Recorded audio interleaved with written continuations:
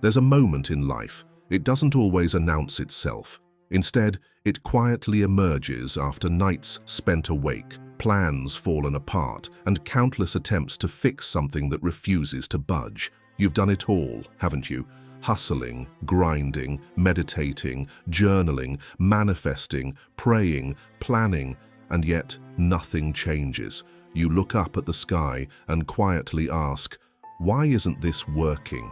But here's the tough yet freeing truth. You've been trying to force alignment through clenched fists, and the universe never responds to force, it responds to surrender. Carl Jung famously said, "What you resist not only persists, but grows in size." So, even though you've been busy affirming your future, deep down, your energy has been quietly whispering, "I don't have it. I'm not enough.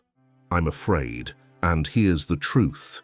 The universe responds to your energy, not just your words. That's why your efforts haven't materialized, not because you're lazy, not because you're broken, but because you're locked in survival mode, desperately trying to control something that was never yours to command. You don't attract what you want, you attract what you are. And when your whole identity revolves around chasing, fixing, and solving, your life begins to mirror the emptiness you're desperately trying to escape. So, what if I told you the most powerful thing you can do right now is to simply stop? Stop grasping. Stop pushing. Stop proving yourself. Not from fear, but from faith. Not from weakness, but from wisdom. Because the moment you stop forcing, you start becoming. When the noise fades, your unconscious mind awakens. And when you finally step back, the psyche naturally heals, the shadow begins to integrate, and reality effortlessly aligns itself. This isn't the end of your efforts. It's the start of your surrender.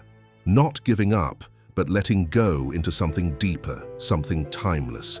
Release your grip and see what unfolds. By chasing, you're actually blocking yourself. We've been told a lie, that success comes from relentless pursuit, that happiness appears if you run faster, push harder, and never stop grinding. Eventually, we're told, our desires will simply fall into our hands. But Carl Jung didn't teach us to chase our dreams. Instead, he guided us inward, prompting us to ask ourselves, why am I chasing this in the first place? Because often, the thing you're chasing isn't your true desire. It's a temporary bandage covering a deeper wound. When you're consumed by craving love, is it really about love, or is it the fear of being abandoned again? When you obsess over wealth, is it genuinely about money, or are you still trying to prove your worth to those who once made you feel small? Jung's genius wasn't about motivation, it was about confrontation. He famously said, until you make the unconscious conscious, it will direct your life, and you will call it fate. In other words, if you don't bring your hidden wounds into awareness, they'll control your desires without you even realizing it. You'll keep chasing things, convinced they'll finally make you whole. But life doesn't give you what you want, it gives you what you are. If what you are is wounded, desperate, or fragmented, then every goal you chase will slip through your fingers. Because beneath your efforts, your energy quietly whispers, I am not whole. I am not worthy. I need this to finally feel enough. And the universe always mirrors your vibration. You say, please, give me love. The illusion of chasing. But your energy quietly says, I don't have it, and life echoes back, you're right. That's why people exhaust themselves chasing relationships that never fulfill them, careers that drain their spirits, and approval that quickly fades, not because their goals are wrong, but because the self pursuing those goals is wounded. Your obsession isn't truly about the goal itself, it's about what you think achieving it will heal inside of you. Here's the hard truth. If you got exactly what you wanted right now, you wouldn't even be able to hold on to it because your hands are still shaking from old wounds. Carl Jung wasn't here to help you manifest desires rooted in ego. He was here to guide you toward integrating your soul, to stop endlessly chasing and instead start facing the voice within that's been whispering, I'm not chasing success. I'm chasing wholeness. So here's your turning point. Before you ask the universe for more, first ask yourself, what part of me still feels empty? Because once you heal that emptiness, you'll stop chasing what was never yours and start naturally attracting what's truly meant for you. This isn't about abandoning your goals. It's about purifying your intentions. It's about becoming someone who no longer desperately seeks because you've already become whole. Only then does the universe stop testing you and begin trusting you. Let's go deeper. Most people wake up believing life is constantly testing them, placing obstacles in their path to see how strong they are. But the reality is far more profound and personal. You're not being tested, you're being mirrored. Life doesn't respond to what you say you want. It responds to who you truly are, deep down. Not your affirmations, not your carefully crafted Instagram captions about healing, but your unconscious identity, the quiet belief system behind every decision you make. Carl Jung expressed this insight clearly. Your vision will become clear only when you look into your heart. Who looks outside dreams. Who looks inside awakens. Translation? Stop searching for signs outside yourself and start reading the ones already within. Because here's the honest truth. If your unconscious mind is filled with doubt, fear, trauma, or feelings of unworthiness, you could write affirmations in gold ink on your walls or repeat the words, "I'm enough," until your voice fades. But it still won't stick. Because deep down, you don't truly believe it. You can't deceive your unconscious.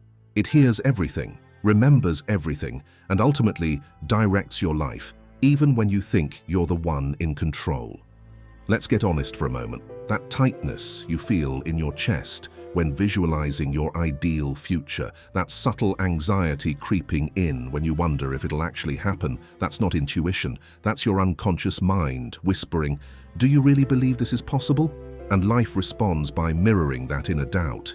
It delays the blessings, not out of cruelty, but simply because your energy is communicating, "I'm not ready yet." So what's the solution? We pause. We stop begging. We stop obsessing. We stop piling superficial positivity on top of internal chaos. Because true power isn't found through endless effort. It's found in presence, in slowing down enough to actually hear the quiet whispers of your psyche. When doubt arises, don't run from it. When fear surfaces, don't hide it under yet another motivational podcast. Sit with it. Decode it. Because every fear is a message, every hesitation a signal. Your unconscious mind is always communicating. The real question is, are you brave enough to listen? Here's the twist. The moment you finally pause, when you stop interfering, when you release your grip on divine timing, that's when the transformation begins. That's when your energy aligns. That's when your unconscious stops resisting. That's when the universe finally says, "Now you're ready." You're not here to chase alignment. You're here to become it. And becoming starts with stillness. Detachment is not giving up. Let go. Not as an act of defeat. Not because you've abandoned the outcome, but because you finally awakened to a deeper truth. I was never meant to control the world. I was meant to understand myself within it. Detachment isn't about apathy or pretending nothing matters. It's about reclaiming your energy from all the places it never belonged. It's the quiet confidence to say, "I've done what I can. Now I surrender what I cannot control." Carl Jung knew that true transformation doesn't occur through obsession. It occurs through surrender. Not passive resignation, but genuine inner alignment. You can't fake detachment. You can't scroll Instagram saying, "I don't care anymore," while secretly checking your phone every 5 minutes for a sign, a shift, or someone's name to appear. The unconscious doesn't listen to your words, it listens to your vibration. And if your vibration still whispers, "I need this to feel whole," life will continually mirror that belief back to you. Detachment isn't the absence of desire, it's the absence of dependency. It's the internal knowing that says, even if this never comes, I'm still enough. Here's the paradox. The moment your energy truly aligns with this truth, everything begins to flow, not because you forced it, but precisely because you've stopped resisting. Life bends for those who already feel whole, not those desperately waiting to be completed. So if you're feeling pain right now, if you're caught in that invisible cycle of waiting, obsessing, and hoping, pause. Not to distract yourself, but to ask, what part of me still believes this one thing will solve everything? That part of you waiting for love, validation, or success, it doesn't need fixing, it needs witnessing. Not by the world, not by your ex, not by your parents, but by you. Because the moment you truly see yourself, without judgment, without shame, you stop looking outside for reflections. You start becoming your own mirror. And that's where the real transformation begins. No more chasing, no more begging, no more proving. Just you, fully, unapologetically, powerfully, you. This is where real transformation begins. After you finally let go, after the struggle, the obsession, the gripping, and the begging, something unexpected occurs. Nothing. No signs, no rewards, no sudden miracles. Just silence. You wake up, and the world looks exactly the same. Your phone stays quiet, your heart still aches, the opportunity hasn't appeared, and the message hasn't arrived. Then, a quiet voice inside you whispers, "Was any of this even worth it?" This is the moment that breaks most people. We've been taught to believe that if we let go, something better will instantly replace what we released. But the universe doesn't operate on your timeline. It moves through energetic alignment. Before giving you what you've asked for, it first observes who you've become without it. So here you are in the void. This space feels like emptiness, but in reality, it holds everything. It's the in-between, where your old self has faded, but your new self hasn't fully emerged yet. And this space is terrifying, because there's no map, no external validation, no clear evidence you're on the right path. It's just you, your thoughts, and a deafening silence that asks you to trust in something you can't yet see. Carl Jung called this the creative void. He wrote, "In all chaos, there is a cosmos. In all disorder, a secret order." In other words, what appears as nothing externally is actually deep internal reorganization. Your soul isn't paused. It's under reconstruction. Your unconscious mind is rewiring. Old wounds are detaching, new beliefs are taking root, and your nervous system is learning to hold what you once begged for. But here's the danger. Because you can't immediately see it happening, your ego will insist, "This isn't working." And if you believe that, you'll self-sabotage, start chasing again, and interrupt everything quietly forming behind the scenes. Understand this clearly. The void is not punishment, it's purification. It strips away everything you once depended on: external validation, the illusion of control, and the addiction to outcomes, leaving only your deepest truth. And when you finally stop chasing and start becoming, the universe listens. Because energy never lies. You can create vision boards, recite affirmations, and chant mantras endlessly. But if your underlying energy still whispers, "I'm scared this won't happen," life mirrors exactly that. The void is your invitation to embody the outcome before it appears. Can you feel wealthy before the money arrives? Can you feel loved before the relationship manifests? Can you feel free before anything externally changes? If you can, you collapse time. You transform waiting into becoming, stillness into magnetism. You embody the vibration of your desire, and life has no choice but to meet you there. But first, you must pass the test. The silence, the unknown, the uncomfortable space where it feels like you're doing nothing, but in reality, you're becoming everything. So if you're currently standing in this void, hold your ground. Don't rush, don't try to fix anything, don't panic. Just breathe, align, and listen. Because when you master this sacred stillness, when you stop seeking external proof and instead become presence, life eventually gets loud again. But this time, it sings your song. Every desire you feel isn't random. It's not punishment. It's not the universe teasing you or holding something just out of reach. It's a mirror, a message, a spiritual assignment. Carl Jung understood this deeply. He taught us that every desire is a signal from the unconscious, not prompting us to chase something external, but urging us to awaken something internal. You don't want money simply to be wealthy. You want to feel secure. You don't seek a relationship just to be loved. You crave feeling truly seen. You don't strive for success just for applause. You deeply want to believe you're enough. The desire itself isn't the problem. The unconscious attachment beneath it is. And that's precisely where most people get stuck. They obsess. They confuse yearning with action. They check their phones obsessively, reread old messages, overanalyze every delay, every silence, every subtle shift in energy, and mistakenly call it manifestation. But Carl Jung's work, especially his teachings on individuation, offers a different perspective. The goal isn't perfection, it's wholeness. Wholeness doesn't come from obsessing over what you lack.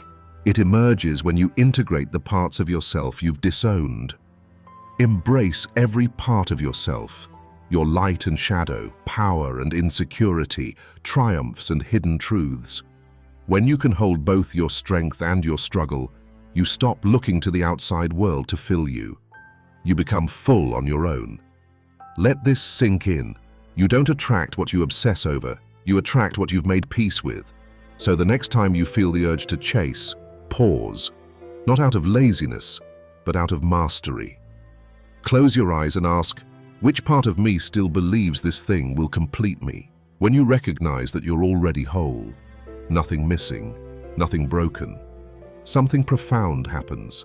Obsession dissolves, replaced by calm clarity and genuine magnetism. You no longer need the world to prove your worth, and, ironically, that's when the world begins to respond differently. Your energy now says, I'm already it, I'm already there. That's the difference between manifesting from desperation and magnetizing from alignment. Yes, you can keep reaching, keep analyzing every sign, or you can choose the radical revolutionary act. Sit still, do nothing, and let life catch up to who you've already become. Once the inner work is complete, there's nothing to chase, nothing to ask for. You simply allow. You simply receive. You simply are. Yet the ego resists. It keeps refreshing the phone, rereading messages, watching the clock, whispering, why hasn't it happened yet? But remember, the soul wants peace. Choose peace, and everything meant for you will follow. That voice frantically pushing you to check, refresh, and control, that's not your higher self. It's your ego shouting from a place of fear. The ego hates the unknown. It craves certainty and clings to the illusion of control to feel safe. When it can't get that certainty, it spirals, catastrophizing, flooding your nervous system with panic, then rebranding the panic as intuition. But let's be clear, that isn't intuition. It's insecurity, unhealed fear disguised as urgency. Carl Jung understood this inner battle well. He didn't just study it, he lived it. He taught that the human journey is a constant tension between ego and soul. The ego demands proof. The soul whispers truth. The ego insists, I must control this so I won't be hurt again. The soul answers, I've already survived worse. Let's flow. Here's what most people never learn. The ego seeks outcomes. The soul seeks alignment. The ego needs to know how. The soul only needs to feel that it will be. The soul lives outside time. It isn't chasing, it's remembering. As Jung wrote, the privilege of a lifetime is to become who you truly are. When you honor that privilege, you move from panic to presence, from ego's clamor to the soul's quiet certainty. And here's the real plot twist. The true you isn't the version that panics. It's the self beneath all the noise, the part that already feels complete. That version of you isn't afraid of silence. It doesn't measure worth in text replies, follower counts, bank balances, or timelines. It breathes deeper, speaks slower, and moves with grace, not urgency, because it knows Everything meant for me will arrive, and it will arrive on time, divine time, not mine. To reach that place, you must pause whenever panic rises. Interrupt the pattern with one simple, powerful question. Is this coming from my ego or from my essence? If you feel pressure, anxiety, or desperation, that's ego. If you feel peace, ease, and surrender, that's soul. This doesn't mean stop dreaming, it means stop clinging. Don't suffocate your manifestations with fear. Desperation is loud, alignment is silent. Alignment doesn't beg or chase, it simply becomes. So if doubt shows up right now, don't create more noise. Don't drown yourself in distractions or self-blame. Close your eyes, place a hand over your heart and ask, what would the healed version of me do right now? Then do that. Not because it guarantees the outcome, but because it anchors your truth. Remember, you're not here to control, you're here to co-create. And you can't co-create from panic. You must choose peace, even when it's uncomfortable, even without proof, even when ego shouts, this still isn't working. Choose peace over pressure, and reality shifts. You stop being a passenger, you become the architect. Peace becomes your compass, and everything meant for you follows. You cannot manifest a richer life by loving only the pretty parts of yourself. You can't invite abundance while rejecting the versions of you that feel scared, angry, ashamed, or insecure. The universe doesn't merely respond to your goals, it responds to your wholeness. Wholeness means facing the part you've avoided your entire life. Carl Jung called this the shadow, not evil in a Hollywood sense, but the repressed self, the fears you silenced, the anger you swallowed, the guilt you buried. When you embrace both light and shadow, strength and struggle, you stop needing life to fill you. You become full on your own. So pause, breathe, and integrate. Because once you are whole, you don't have to chase what you desire. You naturally become a match for it, and life meets you there. These are the parts you buried to survive.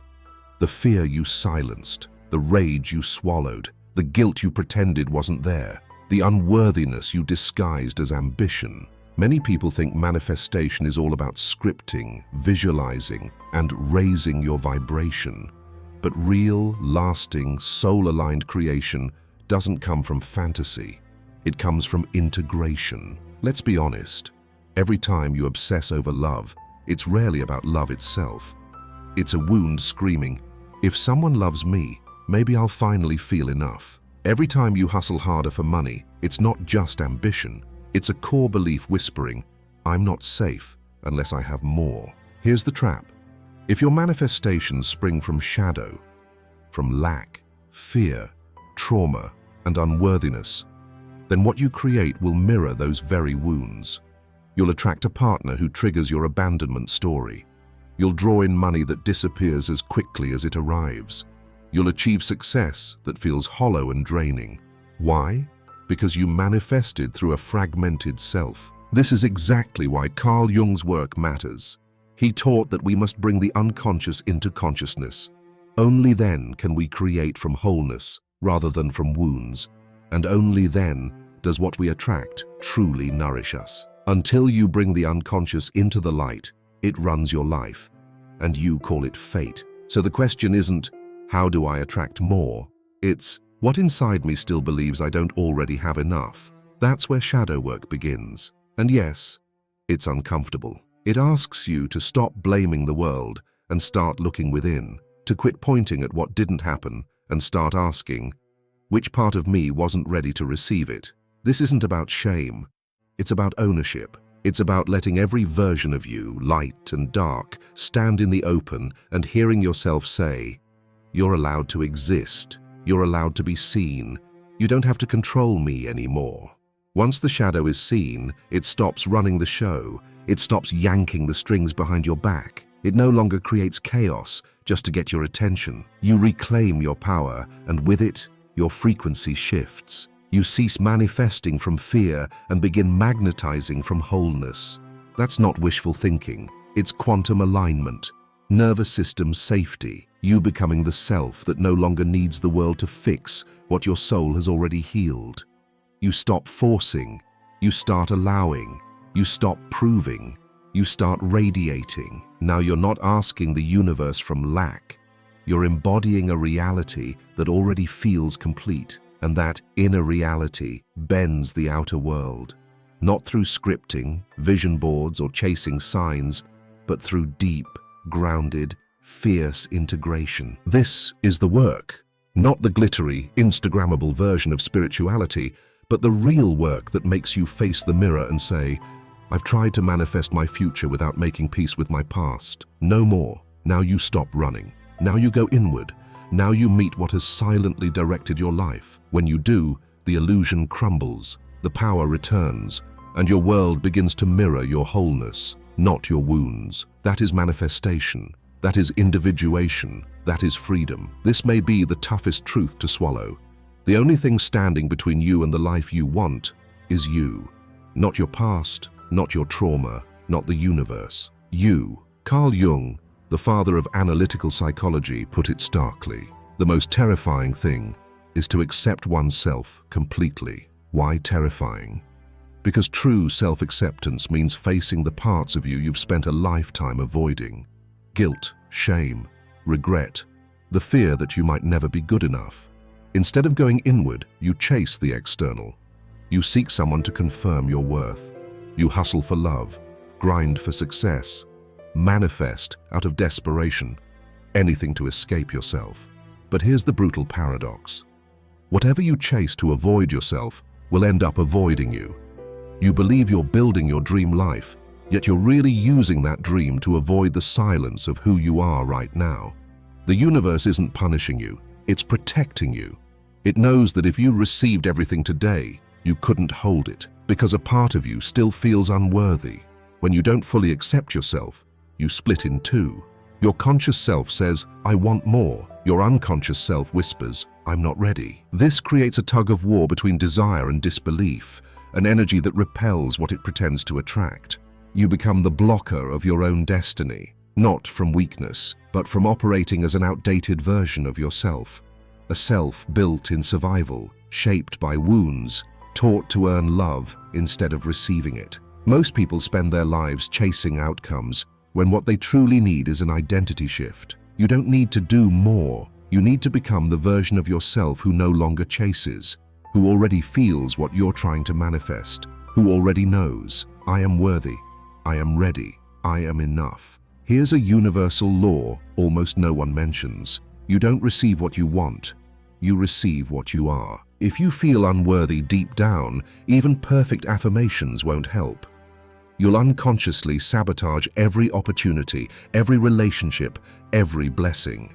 Why? Because your energy still conflicts with your intention. So if nothing is moving right now, ask, which part of me still doubts my own worth? Own it, integrate it, and your energy will finally align with your desires, clearing the path for destiny to meet you. If you feel stuck, it's not because the universe is ignoring you. It's because your inner frequency still whispers, I don't really deserve this. The universe simply reflects that belief over and over, not to punish you, but to wake you up. So stop blaming the world. Stop calling it bad luck. Stop asking, why does nothing ever work out? Instead, ask, which part of me still believes I have to suffer before I can receive? The moment you shift from chasing outcomes to evolving your self-concept, things begin to change. Not instantly, not magically, but organically, from the inside out. That's how true transformation always works. You are not stuck. You are not cursed. You're being invited to rise, to grow into the version of yourself who can hold what you've asked for, not just for a moment, but for a lifetime. When that inner shift happens, you won't need to force manifestation. You'll embody it. That isn't magic. It's alignment. It's individuation. It's the power of fully accepting yourself. You're not manifesting. You're remembering. Let's end with the deepest truth Carl Jung ever whispered through his work. You're not manifesting. You're remembering. All this time, you thought you were building a new life, attracting a dream partner, success, peace, abundance. You did the affirmations, the visualizations, the shadow work, the healing, trying so hard to bring something into existence. But what if the real work isn't bringing it in, but uncovering what's always been there? Jung's genius wasn't in helping people achieve more. It was in showing us we were never missing anything. The pieces we chase are fragments of ourselves we abandoned along the way. Let this sink in. The version of you who already has the love you crave exists now. It's not a future self. It's your original blueprint. Somewhere along the path, the noise got loud. The world convinced you to chase, to earn your worth, to perform for love, to sacrifice your truth for acceptance. You didn't lose your power. You lost your connection to it. Now, as you walk the path of healing and self-discovery, you're not starting from scratch. You're removing what isn't you. The fear, the guilt, the proving, the perfectionism, the overthinking, the attachments, the stories, all just static covering the signal of your soul. Remember, you're not here to manufacture wholeness. You're here to remember it. Carl Jung never offered a step-by-step program to fix us because he knew a truth most people miss. You don't need fixing, you need revealing. The overthinking, anxious self you keep identifying with, that's just a persona, a survival mask built through years of emotional neglect and spiritual amnesia. Who you really are is the witness beneath the mask, the soul that remembers stillness, that doesn't chase because it already is, that doesn't grasp because it already embodies. And here's the final sacred truth. When you stop grasping, hustling and scripting from fear, you drop back into your original frequency, the one you were born with, the one that never needed to be proven, only remembered. Things align when you let go, not because surrender is some cheat code, but because surrender is your natural state. Trust over tension, being over striving, soul over ego, energy over effort, alignment over anxiety. So if you're stuck in the loop, trying to outthink the future or force the divine to meet your deadlines, pause. Not because the universe is against you, but because it's reminding you of what you forgot. You were never meant to beg for the life you want. You were meant to remember it's already yours. Once you become the version of you who can receive it, you're not late, you're not broken, you're not behind, you're not manifesting, you're remembering. And now you've remembered enough. Return to the stillness, the trust, the soul that already knows. Everything meant for me arrives when I become it. In that becoming, there's no forcing, no begging. You simply allow, you simply receive, you simply are. Welcome home. If even one line cracked something open inside you, don't scroll away. This wasn't just a video. It was a mirror, a message by alignment, not by accident. Jung said, "We meet ourselves time and again in 1,000 disguises on the path of life." Perhaps this video is one of those disguises, a nudge reminding you to stop chasing the world and start returning to yourself. If you felt that shift, comment, "I let go, I align, I receive," not for likes, but to declare to your unconscious, "This time I choose alignment over obsession." Hit like, not for an algorithm, but to anchor this energy in your nervous system. Subscribe if you're done with surface hacks and ready to dive into Jungian truths that rebuild you from the inside out. This isn't just a channel, it's a journey for souls ready to remember. Share this with someone caught in the loop, someone chasing everything except themselves. Because Jung also said, your vision will become clear only when you look into your heart. Who looks outside, dreams. Who looks inside, awakens. This is your call to awaken, to turn inward, to trade seeking for seeing. In a world obsessed with more, stillness is rebellion, presence is power, and sometimes doing nothing is the bravest act of becoming. Breathe. Feel. Remember, you're not manifesting, you're remembering, and your return begins now.